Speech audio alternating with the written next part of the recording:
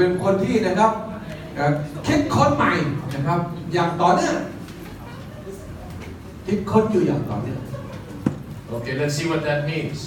เราจะดูว่าอันนี้มีความหมายว่าอย่างไร In a world of fierce competition, new technologies, and greater complexity, one of the most การ important แข่งขันเทคโนโลยีแล้วก็ความซับซ้อนทั้งหลายนะครับ the best leaders reinvent continuously. If you intend to be a leader who reinvents continuously, it will require you to think differently. ผู้นำที่ยิ่งใหญ่เนี่ยจะมีการคิดค้นไม่ได้หยุดอยู่กับที่นะแต่จะมีการพัฒนาไปเรื่อยๆนะเหมือนกับ iPhone อย่างเงี้ยนะพัฒนา iPhone 1 ไป 2 ไป 3 ไป 4 ไป 5 6เงี้ย It is really time to invest start in the black continuously and white past. Unfortunately, what got you here most likely won't get you there. เมื่อก่อนเนี่ยเราอยู่ตรงนี้นะแล้วก็จะไปอยู่ตรงนู้น Great leaders are willing to blaze a trail of change. จะไปถึงนู่นเลยครับ Not only ไป can ถึ you ง think differently, but you also need to act โดนจับเลย strategically. It's one thing to dream and imagine, but at some point to stay ahead, you'll be required to เรา act. ต้องลงมือทำนะครับอย่างมี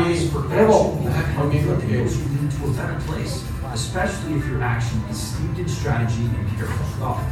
By strategically implementing your vision on a consistent basis, you'll gain a competitive advantage. Leaders who reinvent continuously also understand the ก็ importance. มีการคิดค้นอย่างต่อเนื่อง Today's นะฮะ climate, อย่างสร้างสรรค์อย่าง and ต่อ that เนื่อง is inevitable, is change. Wise leaders look for ways to improve their systems, ผู้นำที่ฉลาดก็จะพัฒนาระบบนะฮะพัฒนาโครงสร้างพัฒนาทีม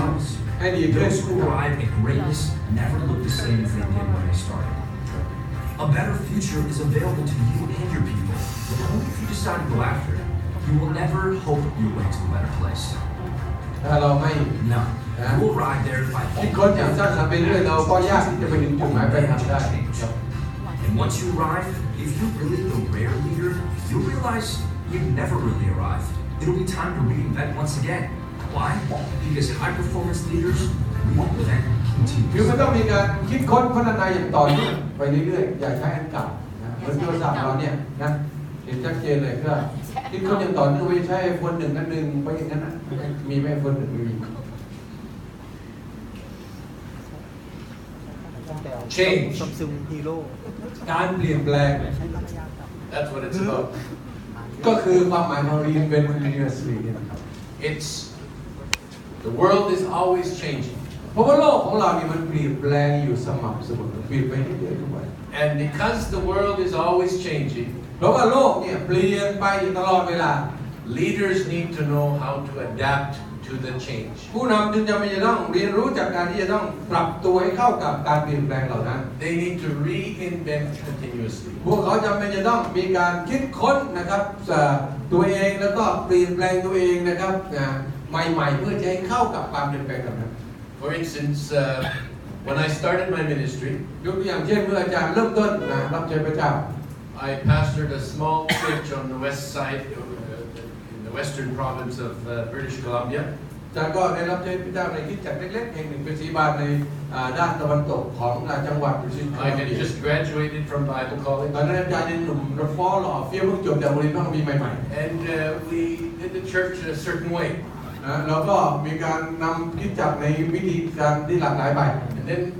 we went to Africa. หลังจากนั้นเป็นศรีบาลเสร็จก็ไม่กี่ปีก็ไปเป็นมิชชันนารีแอฟริกา 9 years later, we came back. หลังจากนั้น9 ปีที่แอฟริกาแล้วกลับมาที่แคนาดาอีกครั้งหนึ่ง And then I went to school for a couple of years อาจารย์ก็ไปเรียนต่ออีกนิดหน่อย and went to Sri Lanka for 7 years. อาจารย์ก็ไปเป็นมิชชันนารีประเทศศรีลังกาอีก7 ปี Then I came back to Canada to be a pastor again. Same church In church. Yeah, right? We left in 1977 and then back to Canada in 1995 to pastor. I mean, the same church. No, different.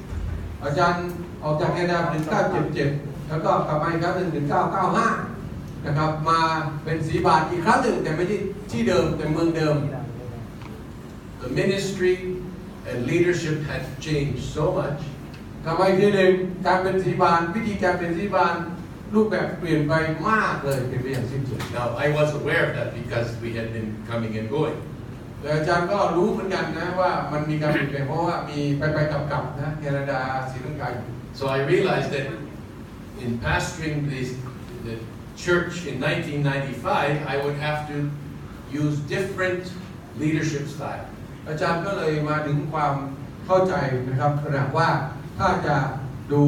เป็นศิษยาที่จะในปี1995สมัยนั้นนะต่างจากปี1977มากเลยก็ต้องเปลี่ยนแปลงเลย I had to reinvent myself. อาจารย์จึงต้อง reinvent ตัวเองเข้าใจไหมความหมายนี้ก็คือต้องพยายามปรับตัวเองเปลี่ยนตัวเองนะเอาตัวเองให้เข้ากับรูปแบบใหม่ที่จะถึง So as leaders, we need to be ready to always change. The gospel doesn't change, but the way we do ministry needs to change because people change. ฉะนั้นในฐานะเป็นผู้นำเราจะต้องมีการเปลี่ยนแปลงให้เข้ากับนะครับการเปลี่ยนแปลงของโลกนะครับแต่ว่าพระกิตติคุณไม่เปลี่ยนแปลงคำสื่อไม่เปลี่ยนแปลงแต่วิธีการนำเสนอและตัวเราต้องเปลี่ยนแปลง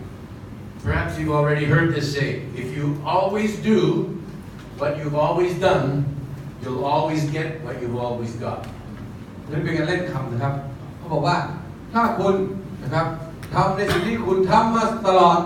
คุณก็จะได้รับนะครับสิ่งที่คุณเคยรับมาตลอด Some pastors want their church to grow. Some pastors want their church to grow. ซีบาบางคนอยากให้คริสตจักรเติบโต And so they work harder. เขาก็เลยทำงานหนักขึ้น And then it doesn't grow. โบสถ์ก็ยังไม่เจริญ So they work even more hard. เขาก็เลยทำหนักขึ้นอีก But they keep doing the same thing. แต่ว่าหนักขึ้นเนี่ยก็คือมันเดิมมันเก่า So if you keep doing the same thing, แต่ถ้าคุณทำสิ่งเดิม you will get the same result. ๆคุณก็ทำสิ่งได้รับผลลัพธ์เหมือนเดิม So if you want a different result, ถ้าคุณอยากได้ผลลัพธ์ที่แตกต่างไป you have to try to do something different. คุณต้องทำบางอย่างที่แตกต่างไป Huh? Yes, yeah. We need to, Pastor said, we need to work harder. We need to not work harder, but smarter. มีคนบอกว่าไม่ใช่ทำหนักขึ้นแต่ต้องทำฉลาดขึ้น not harder but smarter. So, there's three types of reinvention that we're going to look at. เราจะ reinvent ตัวเองนะได้ยังไงนะครับเราจะเปลี่ยนแปลงปรับตัวของเราให้เข้ากับความเปลี่ยนแปลงได้ยังไงโดย3วิธีดังต่อไปนี้ One is the self reinvention. ประการที่1ก็คือนะครับการ reinvention ตัวเองก็คือการปรับเปลี่ยนนะครับตัวเองตัวของเราเอง That means enhancing your own knowledge or skills. นั่นหมายถึงว่า เราจะต้องเพิ่มพูนนะครับความรู้ของเราเองกับทักษะความชำนาญในตัวของเราเอง Perhaps some of you, by coming to this seminar, you are reinventing yourself. สำหรับคนบางคนนะน่าจะเป็นอย่างนั้นคือเรามาสัมมนานี่เรารีเวนต์ตัวเองละเรากำลังเพิ่มพูนบางอย่างทำให้ตัวเราเปลี่ยนไปนะครับไม่เหมือนเดิม You come to a certain level in your ministry and you feel you need to learn something new so that you can get another result. พวกเราอาจจะมาถึงจุดที่บอกว่าคราวนี้มากันเยอะนะสงสัยนะครับโบสถ์ไปถึงจุดที่แบบว่าไม่รู้จะเอาไงต่อละอันนี้เรียนตอบสนองต่อการสัมมนาได้เยอะอีก And it's my prayer that you can take something from this seminar that will actually, where you see that you are reinventing yourself. อาจารย์ก็อธิษฐานสู่พวกเราว่าบางสิ่งอย่างที่เราได้รับจากการสัมมนานี้จะช่วยให้เราไปปรับเปลี่ยนตัวเองนะครับ reinvent ตัวของเราเองอย่างที่อาจารย์บอก The second kind of reinvention is the reinventing of systems and processes. การปรับเปลี่ยนนะครับประการที่2ก็คือการปรับเปลี่ยนในทางของระบบนะครับแล้วก็กระบวนการ This is where you ask the question, how can we do the work better, faster, for less money? This just is an example. อันนี้ก็เป็นตัวอย่างเช่นยกอย่างเช่นเราต้องถามคำถามนะครับว่าเราจะสามารถนะครับได้ผลงานที่ดีขึ้นกว่านี้แล้วก็เร็วขึ้นกว่านี้แต่ใช้เงินน้อยกว่านี้นะครับในทางธุรกิจเขาพูดกันแบบนี้ So one example in our home church where we attend. หนึ่งในตัวอย่างก็คือกิจจักรนะครับที่บ้านเกิดของอาจารย์ที่จะไปเป็นสมาชิกอยู่ The church was used to having a fellowship once a month. Fellowship, food and คริสตจักรเนี่ยมักจะมีการพบปะสังสรรค์กันนะครับเดือนละ1 ครั้ง and people were used to that system. คนในโบสถ์นั้นนะก็คุ้นเคยนะกับระบบอย่างนี้ดี But we had a good problem. แต่ว่าเราก็มีปัญหาที่ดี The church was growing. ขณะแบบนั้นเนี่ยคริสตจักรก็เจริญขึ้นเติบโตขึ้น There was not enough room to have the food and fellowship time once a month. ก็เลยกลายเป็นว่าคนเยอะขึ้นเนี่ยมันก็เลยไม่มีที่ที่จะจัดนะครับว่าคนเยอะขึ้นนะอาทิตย์เดือนละ1 ครั้งสังสรรค์เนี่ยไม่พอละไม่ดีละ There just wasn't enough room to do a proper time of fellowship. ก็ห้องมันไม่พอคนเยอะขึ้นนะก็มาร่วมกันมากขึ้นเดือนละ1 ครั้งสังสรรค์พบปะสังสรรค์ของโบสถ์ไม่พอละ So the pastor and the board decided it's important to have the fellowship time. ศรีบาลกับกรรมการโบสถ์นะพระมกิจก็บอกดีนะมีความสำคัญมากในเรื่องการพบปะสังสรรค์ดีควรมีต่อไป But we can no longer do it as a whole church. แต่อาจจะไม่สามารถให้ทุกคนในโบสถ์เนี่ยมากินข้าวด้วยกันนะเหมือนสมัยที่เรามี20-30 คนอีกต่อไปแล้ว So they started the system of having the food and fellowship in the life groups. 2 or 3 life groups would get together and they would have the regular food and fellowship with the smaller groups. ก็เลยเอาอย่างนี้นะครับไม่ให้ทุกคนในโบสถ์มากินพร้อมกันเหมือนที่เคยละเพราะมันเยอะก็เลยแบ่งเป็นกลุ่มย่อยออกไปเป็นในไลฟ์กรุ๊ปนะครับน่าจะเป็นคล้ายๆเซลล์กรุ๊ปนี้ก็เป็น 4-5 เซลล์กรุ๊ปนะครับการอาหารด้วยการสังสรรค์แบบที่เคยทำที่โบสถ์นั่นแหละแต่ต้องแยกไปเพราะว่าห้องไม่พอ So they had to change that system. ก็ต้องเปลี่ยนระบบนะคือมันยังดีอยู่รักษาให้มีต่อไปแต่ต้องเปลี่ยนรูปแบบ Still meeting the need. ระบบก็ต้องเปลี่ยนแปลงแต่ก็ยังตอบโจทย์ของความต้องการ But finding a different way to meet it. แต่ว่ามันเป็นอีกวิธีหนึ่งที่จะตอบสนองนะครับความต้องการของคนที่อยากจะสังสรรค์กัน Some church they have the building and too many people coming. บางคนมีห้องนะฮะก็ดีแต่ว่าคนเยอะเกินไปเข้ามา They can't accommodate them all. นะครับพอเยอะมากขึ้นเนี่ยห้องเท่าไหร่ก็ไม่พอ So if they keep doing it like this, then that's the only people that will come. If they keep meeting at the same time, only once a week, that's the only people that will come. More can't come. ก็ถ้าใช้ที่เก่านะครับก็คงเป็นคนเดิมๆนะที่เข้ามาใช้ So many churches have, when they come to that level, they change the system. They start having 2 services on Sunday at different times. ดังนั้นเองพอคนเต็มแล้วเนี่ยก็ต้องเปลี่ยนระบบใช่ไหมเพราะฉะนั้นคนก็ไม่มาคนเก่าเดิมๆมาก็เลยคนก็มีนมัสการ2 รอบนะครับ So twice as many people can come. ดังนั้น2 รอบนี่คนก็2 เท่านะครับก็เข้ามานะครับใช้งาน Some churches have gone to 3 and 4 services. ฉะนั้นบางโบสถ์เนี่ยขยายโบสถ์ต่อไปไม่ได้แล้วนะครับไม่ต้องการขยายก็ต้องมี2 รอบ3 รอบ4 รอบก็ว่ากันไป So that's a reinvention of system. นั่นก็คือการ reinvention นะครับก็คือการปรับเปลี่ยนนะครับระบบที่เราเคยทำแล้วให้เป็นระบบที่เข้ากับสถานการณ์ปัจจุบันมาก The third one is a structural reinvention. ประการที่3ก็คือการปรับเปลี่ยนของระบบโครงสร้าง Looking to make your church or organization more fluid or flexible. อันนี้ก็เป็นการมองนะครับวิธีการมององค์การหรือว่ามองโบสถ์ของเราในลักษณะที่แบบมัน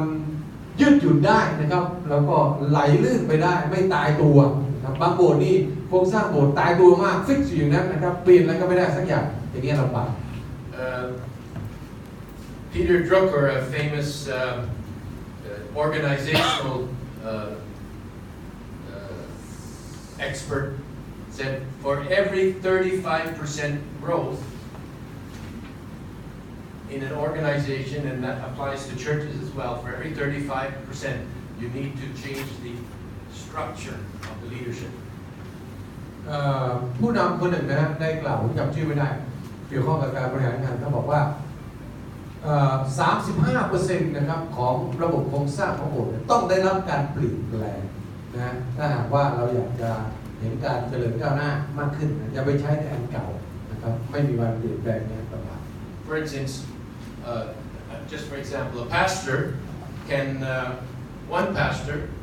full-time pastor can lead maybe 100 people. ยกอย่างเช่น Maybe นะครับ more, I don't know. But let's say for the argument, 100. ยกอย่างเช่นศิบาลคนเดียวก็อาจจะสามารถดูแลสมาชิกเอาเป็นว่า100คนได้นะศิบาล1คนดูแลสมาชิก100คนได้ But when let's just add another 50 people to the church, probably you need to think about another pastor. แต่ว่าถ้าสมาชิกเพิ่มมาอีกเป็น100จาก100เป็น150เนี่ยอาจจะจำเป็นต้องเพิ่มศิบาลอีก1คน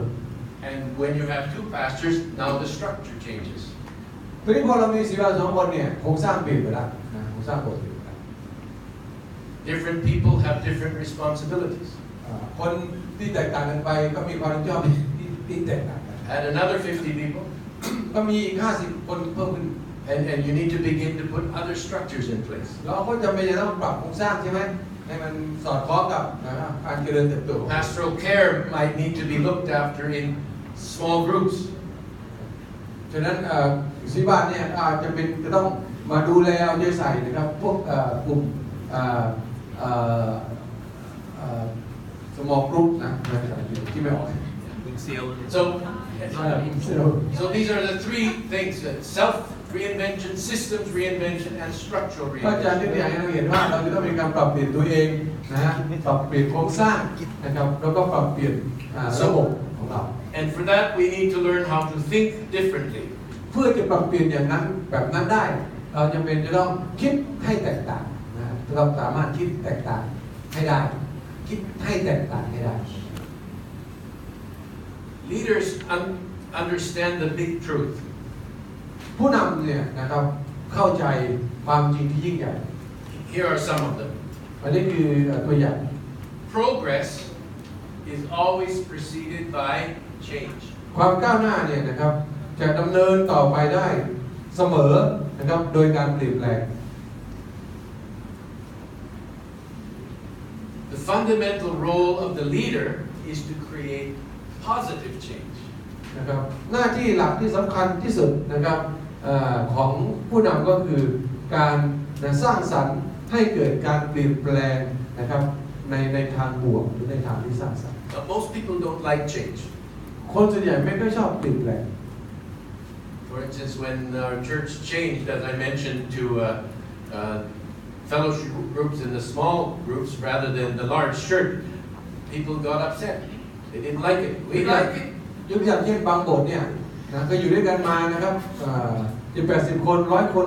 นะแต่หลังจากนั้นอาจารย์บอกว่าต่อไปจะแบ่งเป็นกลุ่มย่อยแล้วนะครับแล้วก็แบ่งเป็นนั้นบางคนไม่ชอบ People don't like change. บางคนไม่ค่อยชอบเปลี่ยนแปลงนะ So the leader has to find a way to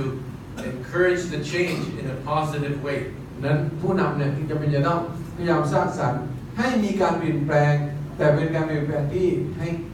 ในเชิงที่สร้างสรรค์และก่อให้เกิดประโยชน์แต่ยังเปลี่ยนแปลงอยู่แต่ดีนะไม่ใช่เปลี่ยนแปลงแล้วก็แตกไปทั้งโบสถ์ไม่ได้ And because of change, there's a great risk when applying yesterday's answers to today's questions. ก็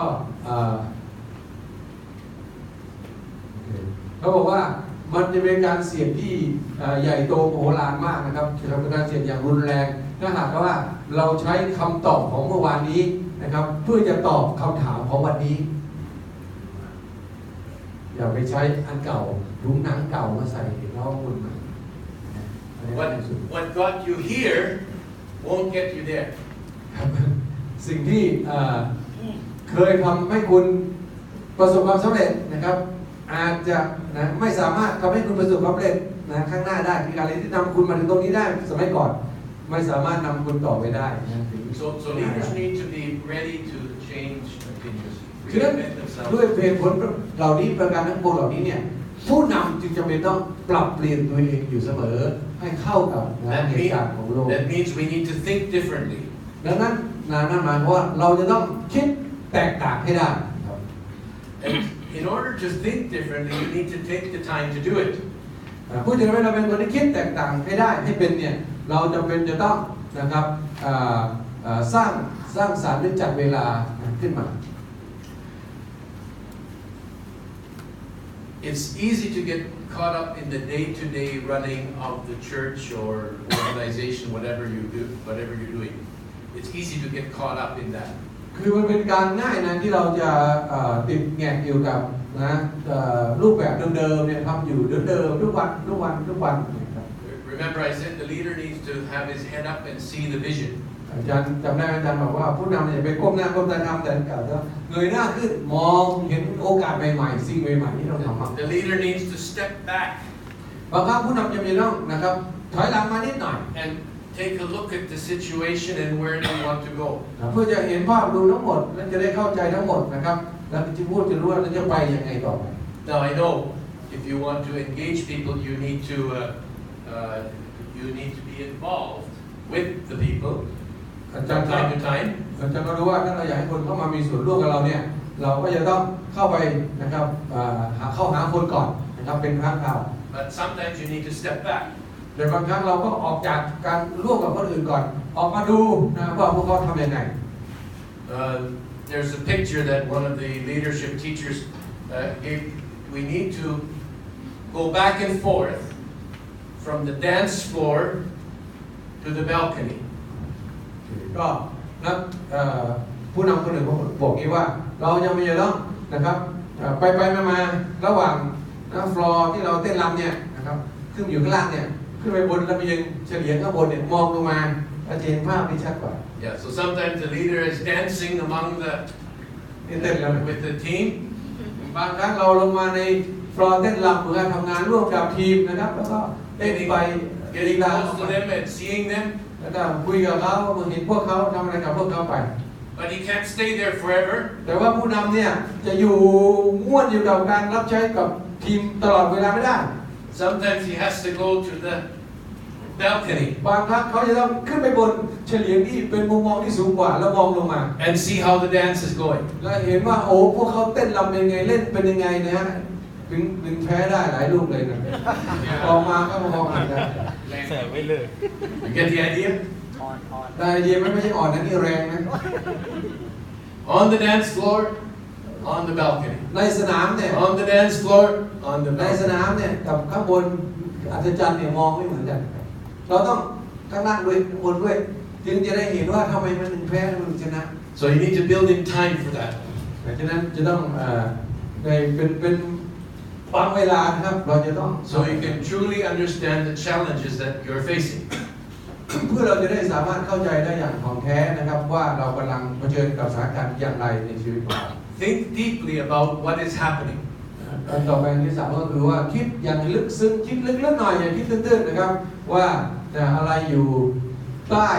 อะไรอยู่ข้างบนนะอะไรอยู่พื้นผิวอะไรอยู่ข้างล่างเพื่อเราจะจัดการกับปัญหา And then take some concrete steps. Take some real steps. นะครับหลังจากนั้นก็ดำเนินการนะครับให้เป็นรูปธรรมนะครับดำเนินการมาอย่างให้เป็นรูปธรรมทำรูปธรรม Ask more and better questions. Read widely. Express your ideas visually. เช่นถามคำถามนะครับที่มีประโยชน์นะครับแล้วก็อ่านหนังสือให้มากขึ้นนะครับแล้วก็แบ่งปันไอเดียนะครับให้คนเห็นได้เห็นชัดเจนแล้วก็ Take an expert to lunch. พยายามไปกินทานข้าวนะครับกับคนที่เชี่ยวชาญนะครับผู้ที่มีประสบการณ์เราจะได้เรียนรู้จากเขา You take an expert for lunch, you ask him some things about things you need to know. เช่นถ้าพาผู้ที่เชี่ยวชาญนะครับไปกินข้าวด้วยกันเราจะมีโอกาสถามเขานะว่าอาจารย์ทำไมทำแบบนี้อย่างเงี้ยนะครับดังนั้นก็ Travel to new places. นะครับ Visit some other places. You might get some ถ้า answers. ที่จะเดินทางไปที่อื่นบ้างนะครับอย่าอยู่ในบ้านเราคุ้นมันนั่นนะครับเดินทางไปที่อื่นเปิดหูเปิดตานะเราจึงจะสามารถปรับเปลี่ยนตัวของเรา Keep a journal. ก็เขียนบันทึกนะบันทึกที่ดีเขียนบันทึกแล้วก็ Many different things you can อ่านโครงชั้นกับกรที่มีประโยชน์นะฮะแล้วก็เริ่มนิสัยใหม่ๆครับปลูกต้นไม้นะครับฮอบบี้ก็คืองานอดิเรกใหม่ๆนะครับแล้วก็จัดเวลานั่งอยู่เฉยๆไม่อยากต้องเจอหน้าใครใช้ความคิดเองแล้วก็กลายเป็นbecome a student of history ก็คือว่าหัดเรียนรู้จากประวัติศาสตร์นะครับบ้างอะไรประมาณนี้ In other words, broaden your thinking. ก็คือว่าพยายามนะครับขยายความคิดหรือวิธีคิดของเรานะครับโดยสิ่งเหล่านี้ And then act strategically. หลังจากนั้นก็นะครับลงมือทำนะครับอย่างเป็นระบบ Heading into any battle, the military leader has a clear goal. การที่จะออกรบแต่ละครั้งเนี่ยนะครับผู้นำทัพเนี่ยจะต้องมีเป้าหมายที่ชัดเจนมาก He wants to win the battle. เพราะว่าเขาอยากจะชนะนะครับสงครามครั้งนี้ But to get there, แต่ที่จะไปถึงจุดเนี้ย he has a detailed plan of action. เขาจำเป็นจะต้องมีรายละเอียดนะครับแล้วก็ยุทธวิธีนะครับในการที่จะลงไปปฏิบัติการ How many soldiers to deploy, how the supply lines will have to supply the soldiers, the weapons that need to be moved. ต้องใช้ทหารกี่นายนะครับจะต้องมีอะไรสนับสนุนทหารกี่อย่างต้องใช้ยุทโธปกรณ์กี่ชนิดเขาจะต้องรู้ He works with a team of wise advisors. ก็เอาพวกเสนาธิการทหารทั้งหลายนะครับมาสุมหัวกันแล้วก็วางแผน So, start with the question. เริ่มต้นด้วยคำถาม How will we win? ครับเราจะชนะเมื่อไหร่ Actually, there's another question before that. There's one more question before จริ that. งๆมีคำถามก่อนหน้านี้คำถามหนึ่ง What does winning look like for ก็ us คือ as the church? ชัยชนะจะมีรูปร่างหน้าตาเป็นยังไงสำหรับคริสตจักร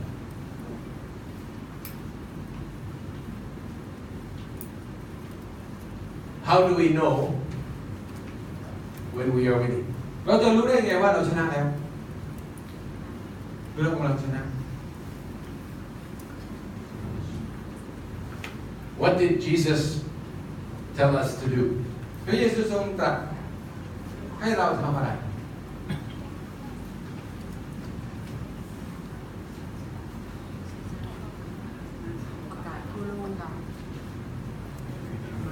Yeah, I'm looking for that. อาจารย์กำลังรอคำตอบอยู่ประกาศและสร้างสาวกทำให้เรารู้ว่าเราชนะแล้ว Evangelize Okay, Make yeah. disciples. Make disciples. Make disciples. That's the answer. อาจารย์บอกว่าถูกต้องแล้ว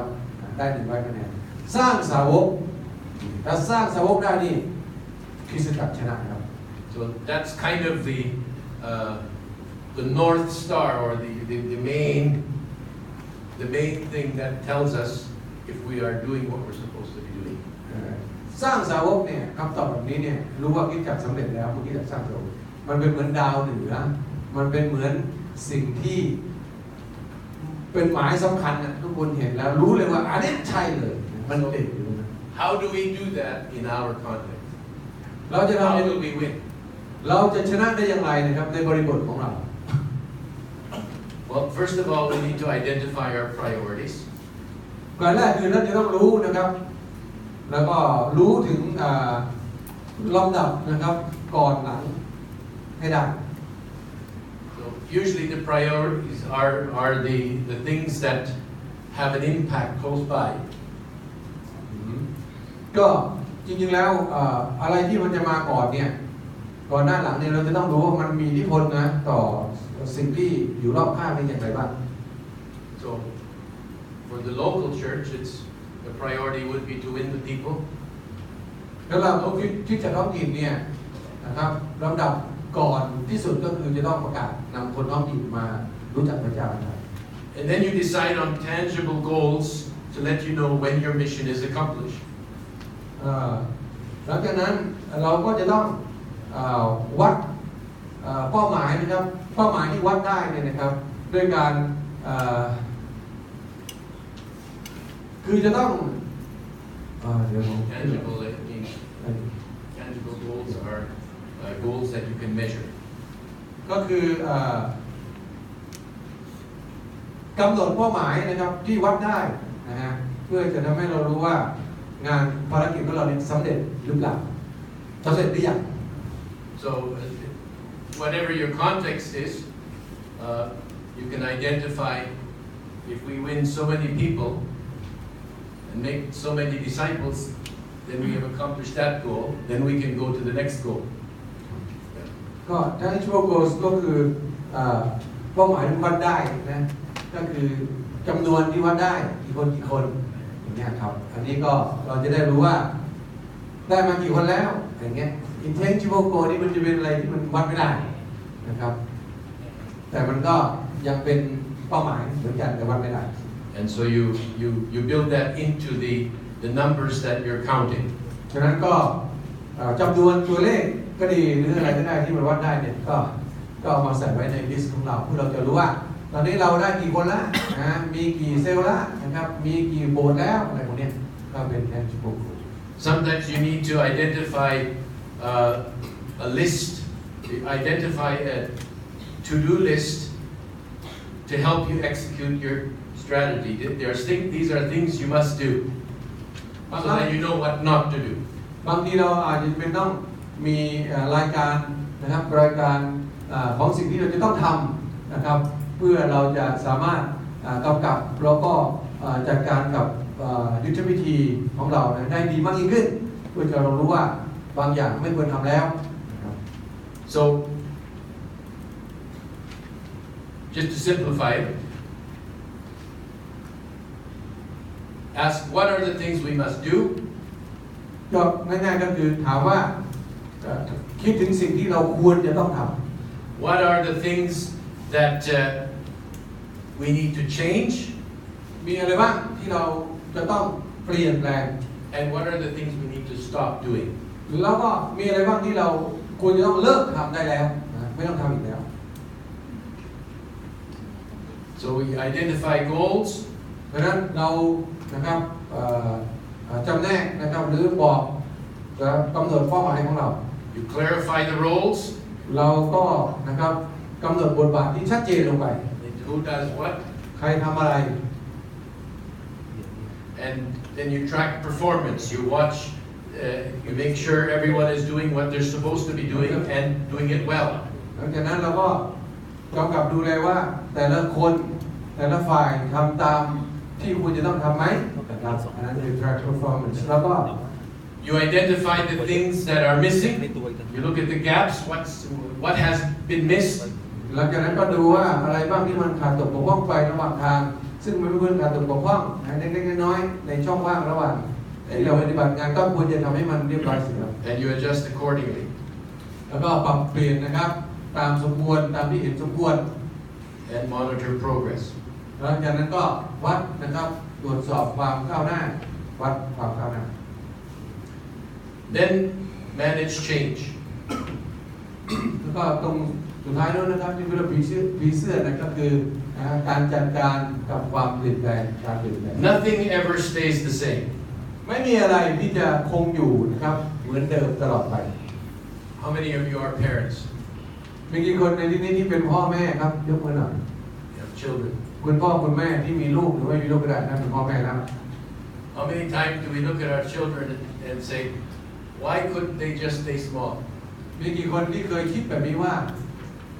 ลูกเรานี่น่าจะไม่ต้องโตนะเล็กๆแบบนี้ตลอดไปดีแล้ว They're always changing too fast.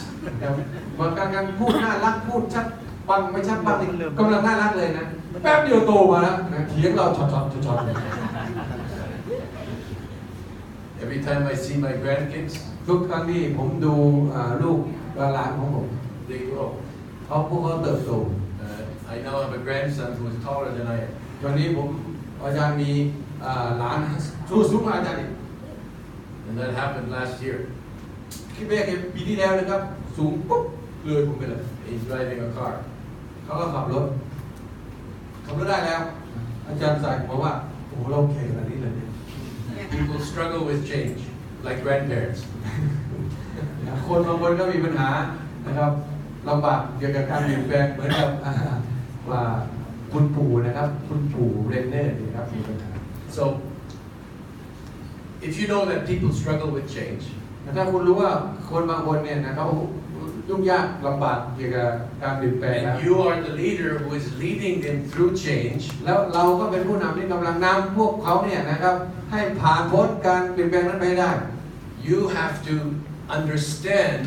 what the people are feeling as you are leading them through change. เราจะไม่ต้องรู้นะรับรู้ถึงความรู้สึกของพวกเขาเขาว่ารู้สึกยังไงขณะที่เรากำลังนำเขาไปสู่การเปลี่ยนแปลงนั้น Now, sometimes a leader is the one who has to start the change. The leader has to initiate the change. บางครั้งนะครับผู้นำเองเนี่ยจะต้องเป็นผู้ที่เริ่มต้นนะครับการเปลี่ยนแปลงนั้นด้วยตัวเอง That's just what leaders do. นั่นก็คือสิ่งที่ผู้นำควรจะต้องทำ And people don't like it. คนส่วนใหญ่ไม่ชอบ So you have to learn how to manage the change. ดังนั้นเมื่อต้องเผชิญหน้ากับการเปลี่ยนแปลงเราจะต้องเรียนรู้จากการที่จะจัดการกับการเปลี่ยนแปลงให้ดีให้ได้ And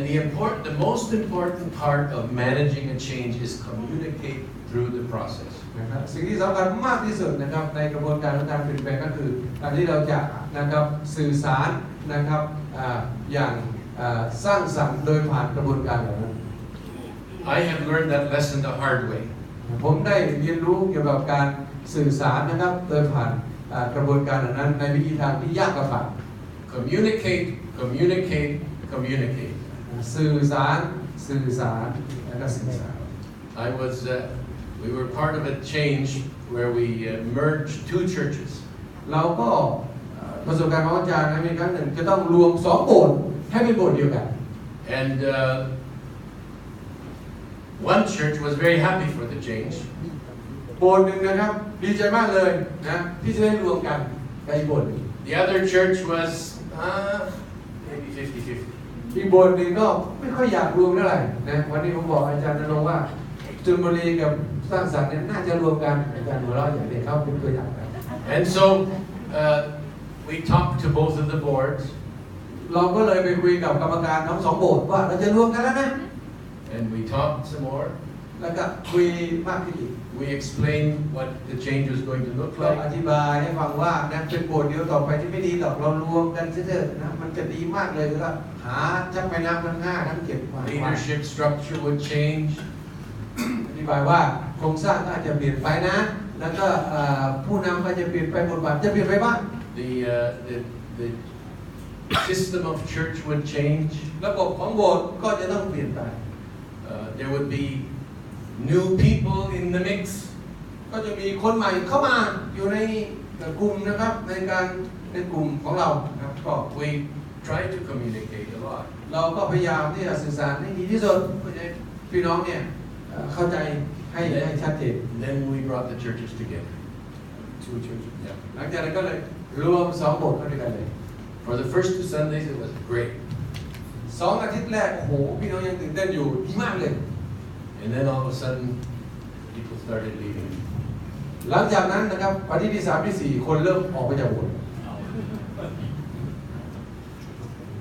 So I learned the mathematics of a church merge. ผมได้เรียนรู้เกี่ยวกับนะครับคณิตศาสตร์ของการรวมโบสถ์เข้าด้วยกัน It's not 50 plus 50 equals 100. คณิตศาสตร์ของการรวมโบสถ์เนี่ยไม่ใช่50บวก50ได้100 50 plus 50 equals 52.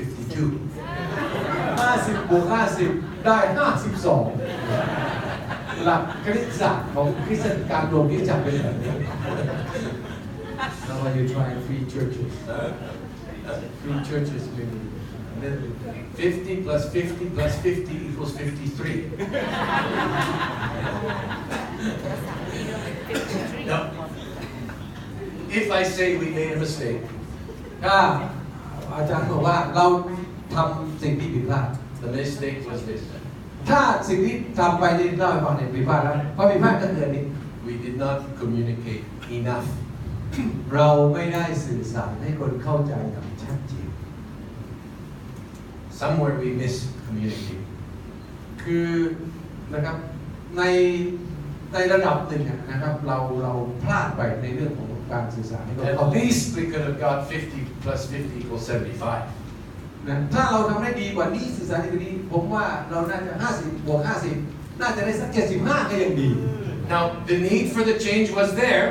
We identify the need for the ดั change. งนั้นเราจะไม่ต้องนะครับตรวจสอบดูนะความจำเป็นของการเปลี่ยนแปลงว่ามันเป็นยังไงบ้าง We try to communicate appropriately. เราจะต้องพยายามที่จะสื่อสารนะครับอย่างเหมาะสมนะครับอย่างดี We try to build support. เราพยายามที่จะนะครับสร้างให้เกิดการสนับสนุน But here's what happened. นี่คือสิ่งที่เกิดขึ้น And this can be a lesson for all of us และ here. นี่ก็จะสามารถเป็นตัวอย่างให้กับผู้เราหลายคนที่นี่ Sometimes people said they supported, คนเนี่ยนะมักจะบอกว่าเขาจะสนับสนุนเรา but in their heart they did not support. แต่ว่าในใจ Outside they supported, แปลว่าในใจของเขาก็ไม่ในใจเขาไม่สปอร์ตเลยข้างนอกเขาพูดอย่างไร and so what we needed to do, what we should have done, is go more in depth, one-on-one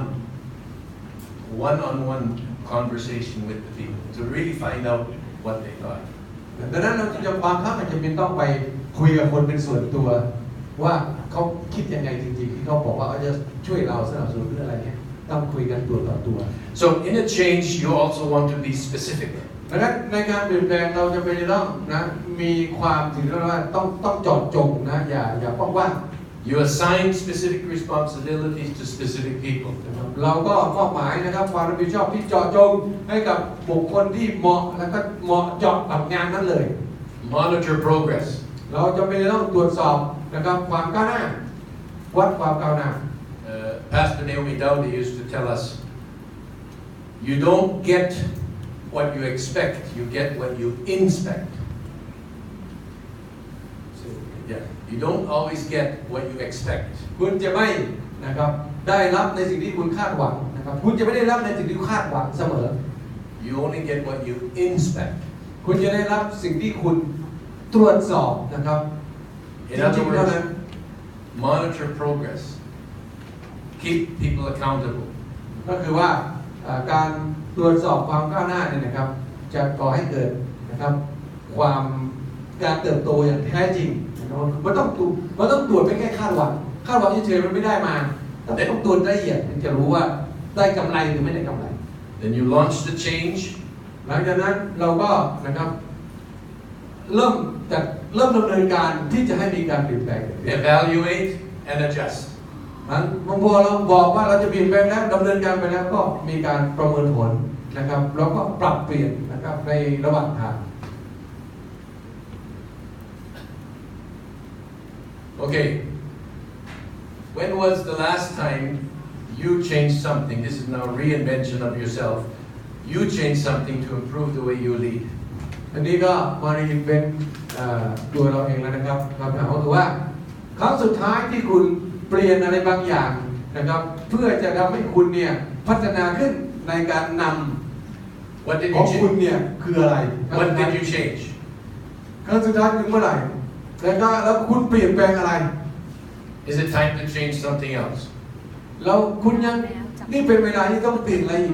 อีกครั้งหนึ่งแล้วหรือไม่หรือยัง Okay, get in your groups and talk to each other about it. กลุ่ม5คน3คำถามนี้นะครับคำถามที่1กลุ่ม5คน3คำถามนี้1ครั้งสุดท้ายที่คุณเปลี่ยนแปลงเพื่อจะพัฒนานะครับการนำของคุณเนี่ยคือเมื่อไหร่ครั้งสุดท้ายคือเมื่อไหร่แล้วคุณเปลี่ยนอะไรไปนะแล้ว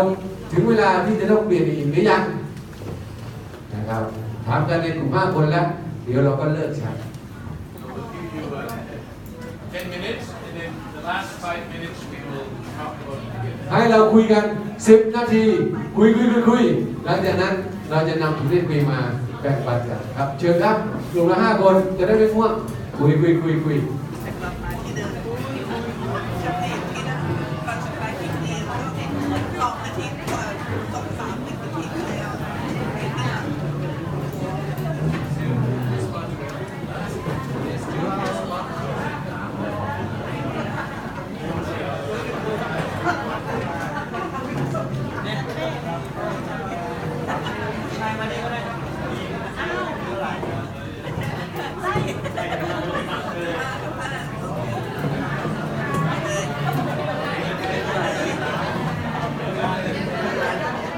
ล่าสุดเมื่อไหร่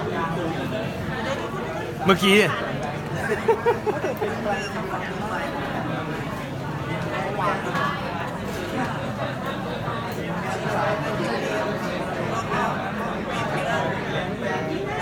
่ยนแปลงล่าสุดก็คือเมื่อวานมีโมแมนมาแล้วเป็นเรื่องใหม่มีแล้ว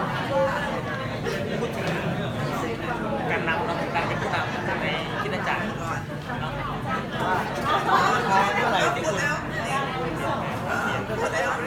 เปลี่ยนเรื่องอะไรเปลี่ยนอะไรนะ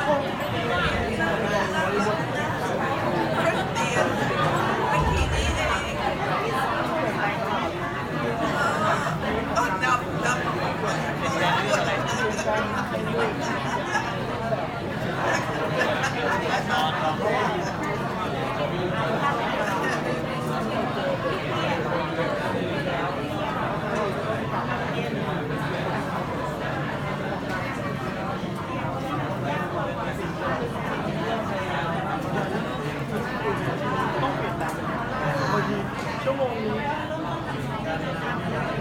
ต้องเปลี่ยนเลยเพราะว่า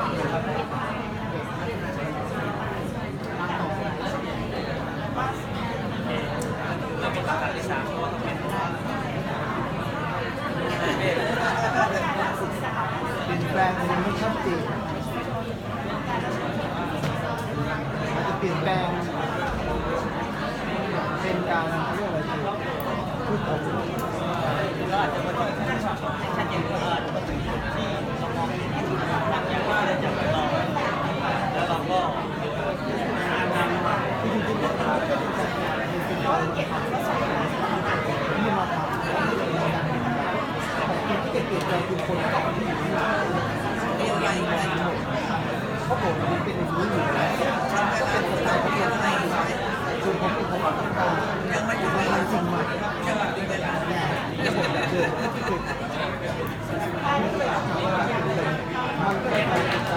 การไปสอนแต่มันเป็นความรู้สึกที่ได้รับแบบโดยตรงไม่ต้องยังมันจะเป็นการเป็นที่มันเป็นสร้าง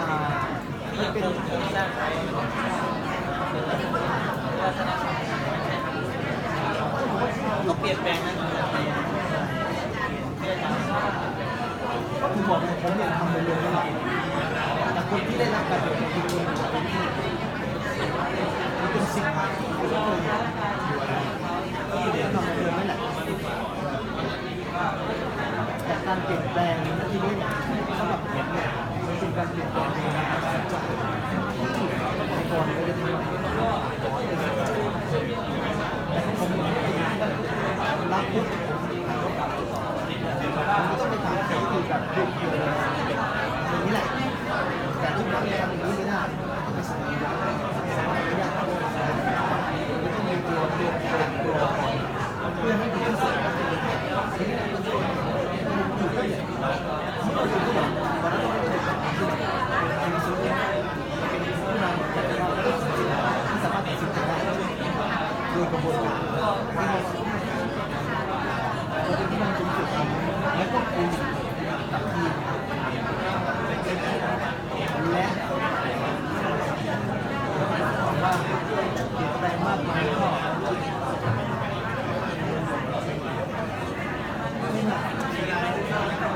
ถ้าดีขึ้นไหมดีไปก่อนยังไม่ได้ทำเงินใช่ยังไม่ได้โดนแต่แล้วก็ถามว่ามีความสุขไหมมีความสุขดีไหมเราแล้วผมจะเปลี่ยนแปลงอะไรเนาะเป็นเยอะคือเยอะที่จะถูกต้องคือว่าสิ่งที่ผมต้องเปลี่ยนก็คือว่าผมต้องเปลี่ยนเพื่ออะไรคือเปลี่ยนความเราจะใช้คำว่าอะไรเนี่ยเมื่อ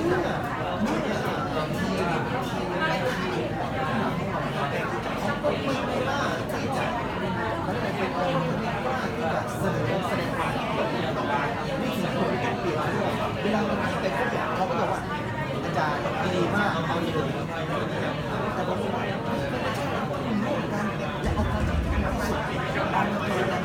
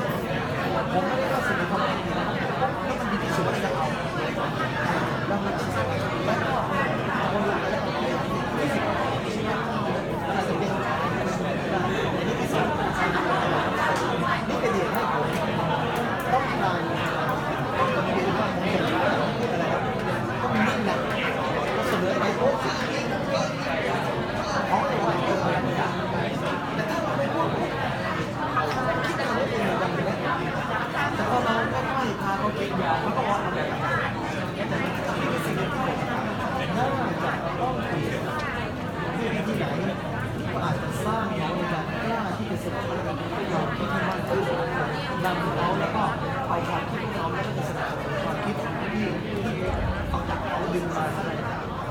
มี2ตัวไม่ทราบจากที่บ้านก็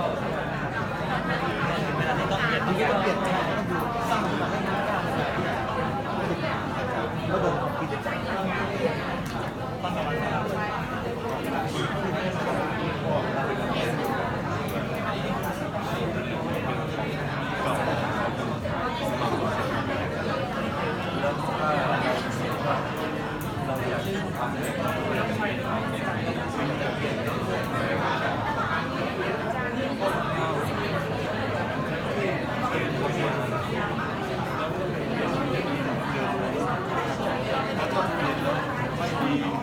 แล้วใครจะรับผิดชอบอันนี้มันเป็นแบบท้าทายได้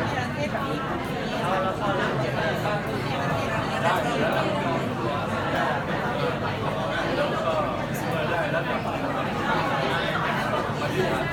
ว่าเราไม่สามารถถ้าเราไม่ยืนดีก็ไม่ได้เพราะว่ามีคนเลือกแรกไม่ถึงทางยอมมาไปจนก็เข้าไป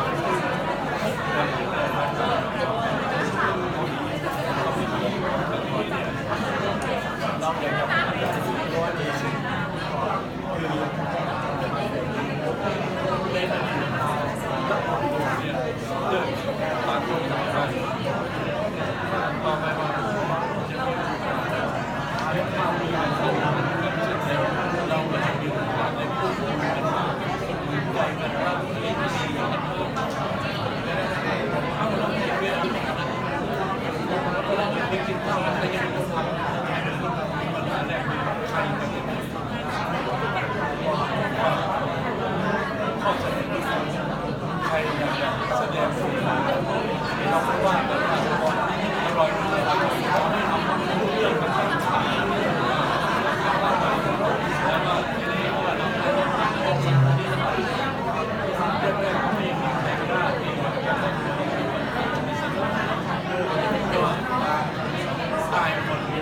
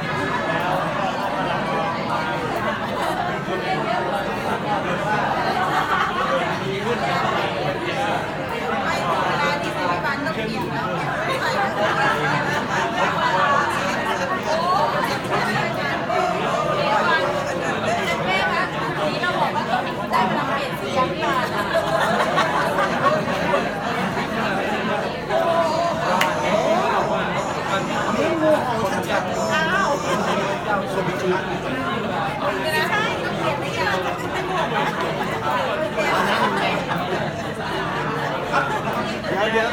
พอเรียนไปเรียนมาทำ2 คนนี้เขาจะย้ายโบสถ์แล้ว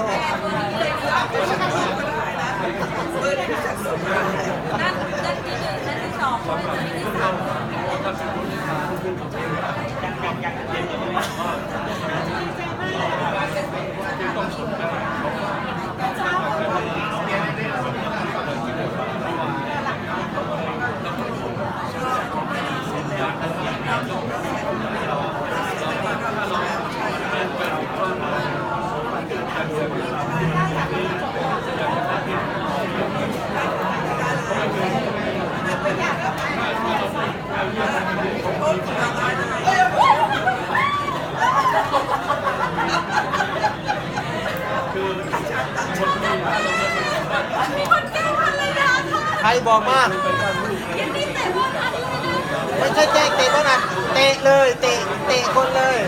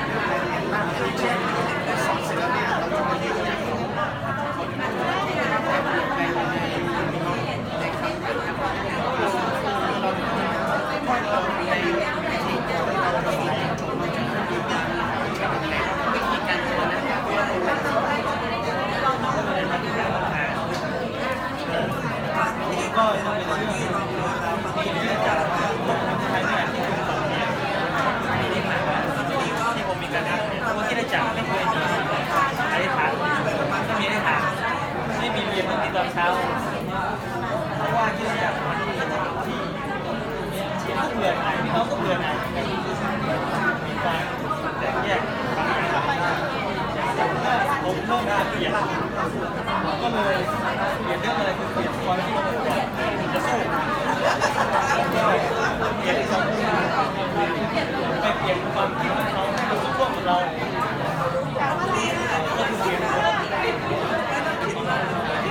ตอนนี้ก็มีการเรียนการสอนเกิดขึ้นมีเซลล์เกิดขึ้นมีผู้นำเกิดขึ้นในปีขึ้นแล้วคิดว่าจะเปลี่ยนอีกไหมเรามาฟังเรื่องนี้แล้วมันมีอะไรกันที่เราต้องปรับเปลี่ยนเลยคิดว่ามันเป็นไปได้เรารวมๆแล้วก็คือเราแฮปปี้เรามีความสุข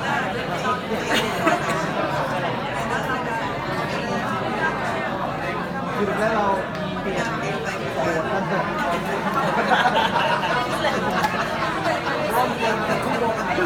เรื่องตัวนี้จะร้องก็5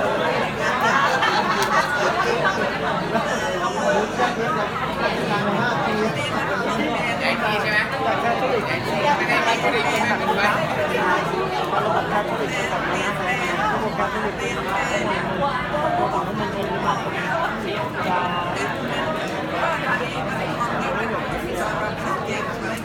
หมุนจะได้ไม่เป็นที่มัดเป็นประโยชน์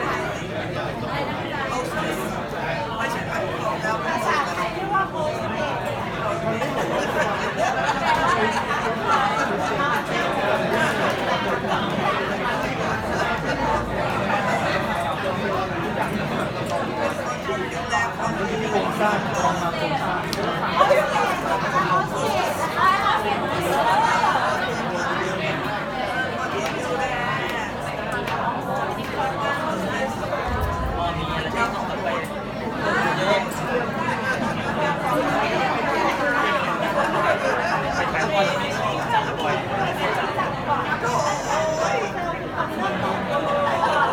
จังหวัดมาก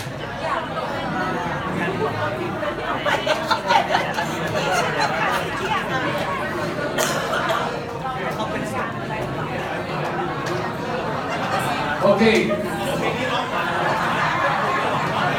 Just want to hear briefly from a few of you.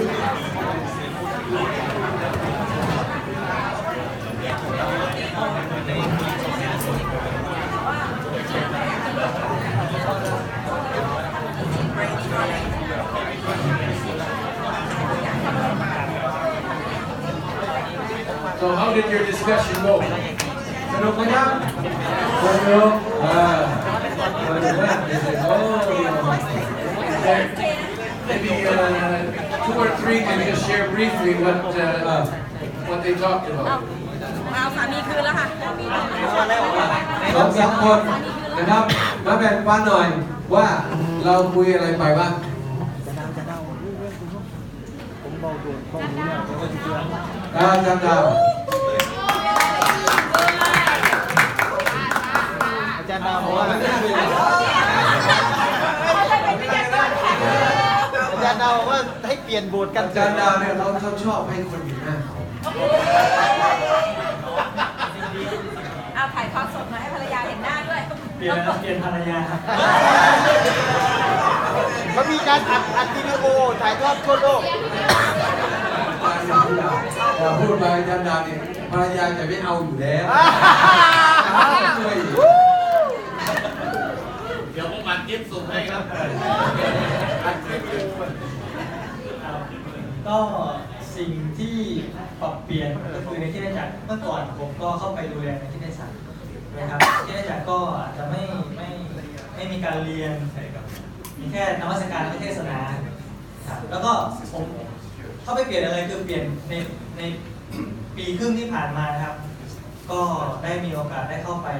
เปลี่ยนในเรื่องของการมีการสอนตอนเช้าแล้วก็มีการอธิษฐานเกิดขึ้นก็มีกลุ่มเซลล์ผู้นำเกิดขึ้นแล้วก็มีกลุ่มเซลล์ตามบ้านเกิดขึ้นนี่คือสิ่งที่เปลี่ยนในปีครึ่งที่ผ่านมาครับซึ่งเมื่อก่อนไม่มีนะครับและเมื่อเรียนจากที่นี่แล้วก็มีสิ่งที่จะไปเปลี่ยนอีกเยอะเหมือนกันที่เกิดขึ้นนะครับก็อาจจะเป็นเรื่องตัวผมแล้วก็ทีมผู้นำที่เราจะมีโอกาสในการเปลี่ยนทำให้โครงสร้างหรือนิมิตให้มันชัดเจนมากยิ่งขึ้นไปได้มากยิ่งขึ้นนะครับ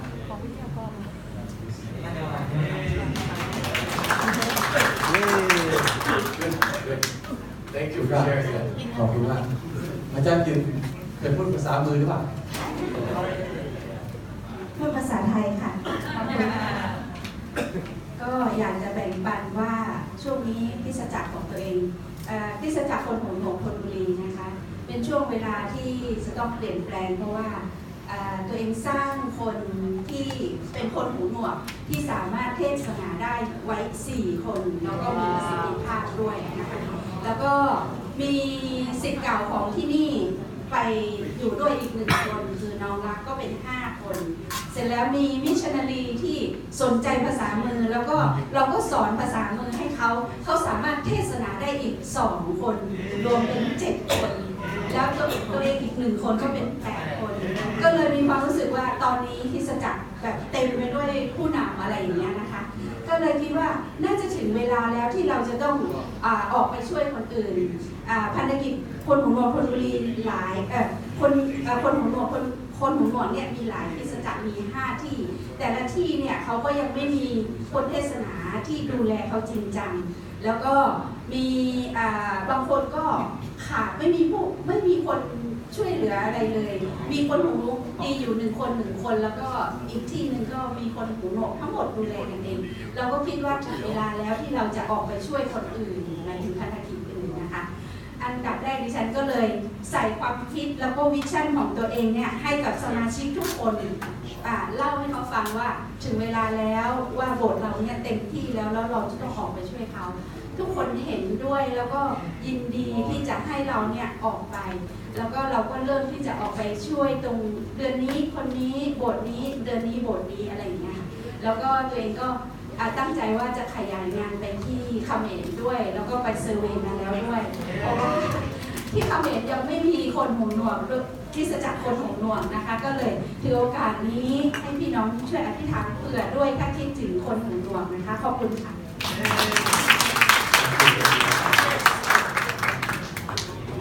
One more. อีก1 คนใครยังไม่เคยพูดเลยน่ารักเชิญครับเชิญมาปรากฏตัวหน่อยเชิญมาที่นี่นะครับอาจารย์แว่นครับเชิญครับยังไงเข้าใจดีไหมเข้าใจดีค่ะเข้าใจครับแว่นอาจารย์คำถามนี่นะ ครับผมอาจารย์ถึงใจนะครับของเราเป็นโบสถ์บ้านนอกเนาะก็มีหน้าที่ผลิตและส่งออกหมายถึงว่าการเยาวชน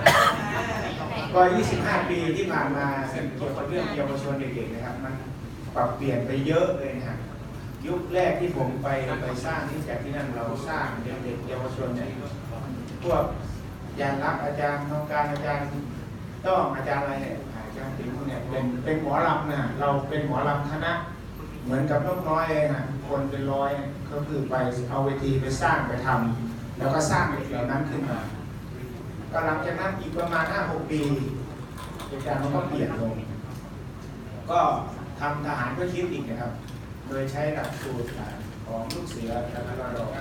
ก็เด็กก็เป็นร้อยเหมือนกันวันเสาร์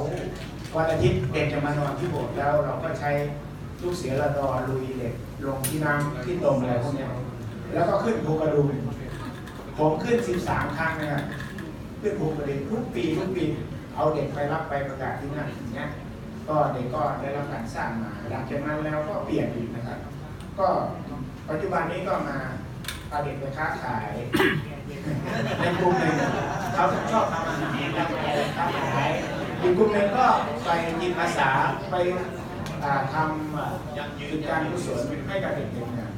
แล้วก็อีกกลุ่มหนึ่งก็เขาชอบกีฬาก็พาเขาไปเตะฟุตบอลอะไรต่างๆเราสามารถทำอย่างนั้นได้อย่างยกตัวอย่างพวกดนตรีหมอลำอะไรพวกนั้นเมื่อก่อนเนี่ยมันไม่มีโลกโซเชียลใช่ไหมเด็กเขาไม่ได้ตีกันปัจจุบันนี้ทำไม่ได้ตีกันในหน้ามันต้องปรับเปลี่ยนตลอดเวลาบ้านนอกเพราะฉะนั้นเราก็ต้องคิดถึงกลยุทธ์ใหม่ๆเพื่อจะนำเด็กมาจับกระจายปัจจุบันก็ได้ขึ้นมาปรับเปลี่ยนตลอดก็แค่นี้ขอบคุณมาก Good. I think we'll finish for today. อาจารย์บอกว่าฟังแล้วจบวันนี้เลยดีกว่าอาจารย์ we covered a lot of ground. อาจารย์บอกวันนี้แล้วเราครอบคลุมเนื้อหาเยอะมากทีเดียววันนี้ The best is tomorrow. แต่ว่าสิ่งที่ดีที่สุดคือพรุ่งนี้จำได้ไหมอาจารย์บอกว่าเริ่มต้นแล้วทำให้มันเป็นไงทำให้มันเสร็จเริ่มแล้วสตาร์ทแล้วไม่ฟินิชเนี่ยโอ้โหรวยถ้วยจริงเริ่มแล้วต้องจบใช่ไหมเริ่มดีจบพอคนเริ่มโอ้ดีพอถึงเวลาหายไปไม่รู้อย่างนี้ใช้ไม่ได้พอสนอไม่มีคนแบบนี้หรอกเห็นไหมจับผมมีโฆษณาแป๊บนึงเดี๋ยวจะให้พวกเราไปต่อไปครับนี่หนังสือของอาจารย์เรนเนอร์นะครับเป็นหนังสือเกี่ยวกับ Ministering Forward นะครับก็เป็น Mentoring Tomorrow's Christian Leaders นี่ก็สร้างนะครับน้องเลี้ยงแล้วก็ผู้นำรุ่นต่อไปสร้างยังไงไม่ใช่สร้างสาวกนะแต่ว่าสร้างชีวิตของคนเนี่ยสร้างยังไงแต่ว่ามันเป็นภาษาอังกฤษไม่หนาอันนี้กลั่นออกมาจากวิทยานิพนธ์ที่อาจารย์เขาเขียนนะครับที่อาจารย์เป็นด็อกเตอร์วิทยานิพนธ์ของเขาออกมาเป็นหนังสือที่อ่านได้ง่ายเข้าใจครับก็เราจะสร้างคนยังไงวิธีสร้างปีที่แล้วอาจารย์มาสอนวิชานี้ที่นี่นะครับแต่หนังสือนี้เป็นภาษาอังกฤษก็หลายคนอ่านภาษาอังกฤษได้นะครับไม่อ่านไม่ได้ก็ต้องเริ่มอ่านเพราะต่อไปเราจะมีเปิดสอนเรียนภาษาอังกฤษที่นี่เพื่อเราจะกว้างขวางไปทั่วโลกนะก็เล่มละ200 บาทถูกนะแต่เนื้อหาไม่ถูกนะครับรายได้นะครับ200 บาทนี้จะเข้าโรงเรียนของเรานะครับเขาลิฟต์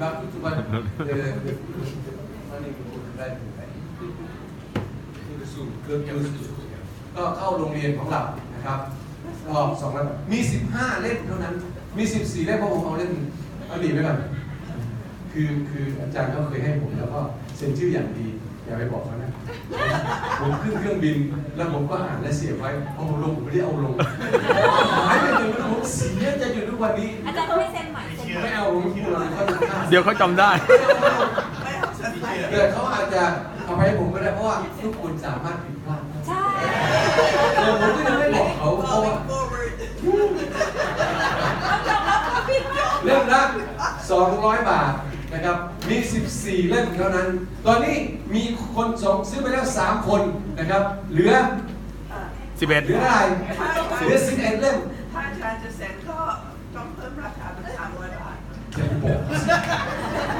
ผมว่าทำไมไม่รักษาสิ่งมีค่านี้ไว้ก็เดี๋ยวผมนะเดี๋ยวมาซื้อที่นี่นะเดี๋ยวอาจารย์ก้อยจะจัดการให้อันนี้ต้องย้ำไว้ก่อนมีอันหนึ่งที่อยากจะขยายความให้เราฟังสั้นๆนิดเดียวเพราะอะไรอย่างนี้ว่าเดี๋ยวเราจะคุยกันคือโรงเรียนของเราเนี่ยจะเปิดหลักสูตรภาษาอังกฤษล้วนๆภาษาอังกฤษว่าภาษาอังกฤษแบบปริญญาโท MA เนี่ยเราจะมีอาจารย์มาจากแคนาดากำลังจะมีหลักสูตรนี้แล้วก็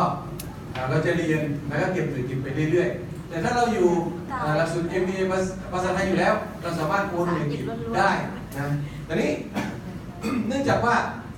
นี่เป็นโครงการของปสทและโครงการของหลีดด้วยคือเราอยากให้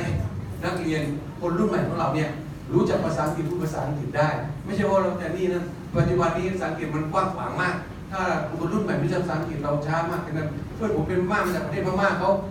เมืองพม่าในร้านหลังของเราแต่เขาสอนเป็นภาษาอังกฤษเวลาเขาไปต่างประเทศไปสนาเขาฟังรู้เรื่องหมดเลยนะอาจจะไม่รู้เรื่องมากเท่ากับคนแคนาดาแต่เขารู้เรื่องเยอะในการที่จะเรียนหนังสือได้แต่คนไทยเจอภาษาอังกฤษนี้อย่างเดียวเนี่ยต่อไปท่านจะหนีไม่รอดแล้วดังนั้นเป็นเพราะเราจะมีอันนี้นะครับนั้นเราจะมีการทดสอบนิดหน่อยบางคนไม่ต้องนี่เลยเรียนได้เลยเพราะบางคนเรียนจบอะไรมาแต่บางคนเนี่ยทดสอบนิดหน่อยเราก็ไม่ใช่ว่าต้องเป๊ะมันไปเรียนเมืองนอกแต่ท่านอาจจะลองมาเรียนดูได้เราจะมีครูที่จะคอยดูว่าท่านนี่เท่าไหร่แต่ถ้าท่านเข้ามาเรียนแล้วจริงๆเนี่ยถ้าต้องเขียนหนังสือเขียนอะไรเนี่ยก็จะมีคนช่วยท่านนะเพราะว่ามันจะเป็นการพัฒนาแต่ผมคิดว่าอีก5 ปีข้างหน้า10 ปีข้างหน้าเราเรียนได้สบายเลยแต่ถ้าเราไม่เริ่มวันนี้เราจะไม่มีทางที่จะเริ่มได้เลยครับผมขึ้นไปห้องสมุดหนังสือภาษาอังกฤษไม่มีใครไปเปิดเลยอยู่ข้างหลังพูดเลยครับมีแต่เปิดภาษาไทยจนโอ้โหขี้เกลือเต็มไปหมดเลยมือเนี่ยดังนั้น อธิษฐานเปิดโครงการภาษาอังกฤษนะครับเรียนพระคัมภีร์เป็นภาษาอังกฤษแล้วอาจารย์จะมาสอนแบบนี้แหละแต่เขาจะสอนแบบ5 วันแบบนี้นะครับท่านสอนท่านไปอ่านหนังสือค้นคว้าเขียนรับรองว่าสนุกสนานนะครับงั้นก็เดี๋ยวหลังจากนี้อาจารย์มุสัดกับผมกับอาจารย์เบเดนอาจารย์คาเบลอาจารย์เวเดนจะคุยกันว่าเรื่องอะไรเราจะเปิดเดี๋ยวเราจะเปิดเร็วๆนี้เพราะที่แคนาดาพร้อมที่มาช่วยเราดังนั้นอย่าลืมนะผมบอกคนข้างนอกว่ามาเรียนเป็นคอร์สมีภาษาอังกฤษและมีลิ้นโรงเรียนเราเนี่ยมีแต่อนาคตเห็นไหมแจ๋วมากเลยนะครับเรามีหลายพัฒนาเลยนะฉะนั้นนี่เป็นโรงเรียนของใครเราโรงเรียนของใครเราโรงเรียนของเรามีลิฟต์เราจะแต่งเพลงนั้นคือคนหลายคนเนี่ยมักจะบอกว่าโรงเรียนก็คือของนักศึกษาของอาจารย์จรของอะไรต่างๆแบบนี้ไม่ใช่ไม่ใช่ของผมเลยโรงเรียนเป็นของพสทเราอยู่พสทเราร่วมกันสร้างสรรค์โอ้โหนะครับเราเปิดบทไปเรื่อยๆส่งคนมาเรียนเรื่อยๆเปิดเรียนเราไม่ต้องให้ใครมาเรียนเลยนะครับเพราะทุกที่เต็มไปหมดตอนนี้เรามีเรียนทางไกลด้วยมีเรียนออนไลน์ด้วยที่เกาหลีก็มีเรียนแต่คนบางคนเรียนเนี่ยเขาเรียนเพื่อจะเพิ่มความรู้ไม่เป็นไรเรียนได้แต่เราก็ยังต้องการคนที่มาเรียนเพื่อจะเป็นผู้รับใช้พระเจ้าเพื่อจะไปเปิดที่สัจจะที่สำคัญผมอยากให้อีกคำถามว่าผมจะเขียนวิทยาพลเรื่องอะไรนะครับผมบอกว่าผมอยากจะเขียนวิทยาพลเรื่องโรงเรียนกับพสทจะร่วมมือกันอย่างแน่นในทุกด้านได้อย่างไรเพื่อจะทำให้เกิดการนะครับก่อตั้งคริสตจักรนะครับที่เกิดผลมากในวงการของเราได้มากขึ้นผมฝันมองไปเลยนะว่าพสทจะเป็นองค์การที่ตั้งคริสตจักรเร็วมีคนถวายตัวเรียนมันก็มีเยอะเราจะเป็นองค์การที่โดดเด่นในการนะครับก่อตั้งแล้วก็บุกเบิกคริสตจักรในประเทศไทยเห็นไหมเราจะเป็นมีความคิดแบบนี้นะครับแล้วใครมาคิดถึงพสทนี่สร้างโบสถ์ใหม่บุกเบิกโบสถ์ใหม่เร็วนะครับแล้วมีบุกเบิกใหม่เยอะที่สุดเลยทั้งในเมืองทั้งนอกเมืองทั่วประเทศไทยเราก็จะไปต่างเนี่ยคือสิ่งที่เราต้อง reinvention ตัวเองนะเราต้องเปลี่ยนแปลงตัวของเราเห็นไหมเป็นอธิษฐานเบื่อนะครับดังนั้นเรามี2 อย่างมีภาษาอังกฤษและมีพระเจ้าอยู่หัวสุด แล้วเราจะถวายเพื่อ